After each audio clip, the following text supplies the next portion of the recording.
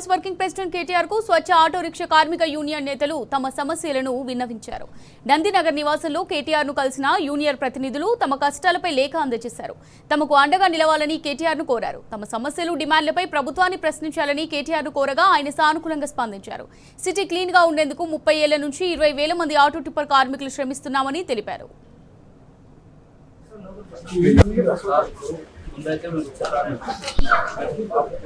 బండ్లు కూడా అడగలే కానీ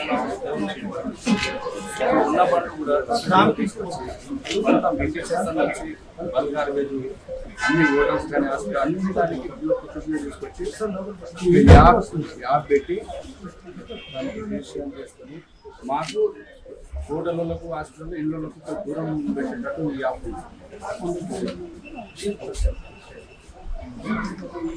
దీనికి స్పెషల్గా మళ్ళీ సృజన మేడం కంప్లీట్గా దీని మీదనే కాన్ఫిడెంట్ నెంబర్ తీసుకొని స్వచ్ఛ ఆటోల పైన ఇంకా నాకు ఐడియా లేదు. నేను తెలుసుకుంటాను తెలుసుకొని మాట్లాడతాను. నిజంగానే తెలియదు. పేపర్ చదువు బంద్ చేసి ఎందుకు ఇస్తాను సార్ కాపాడాలి కొద్దిగా మా వాళ్ళకి విషయం తెప్పించుకొని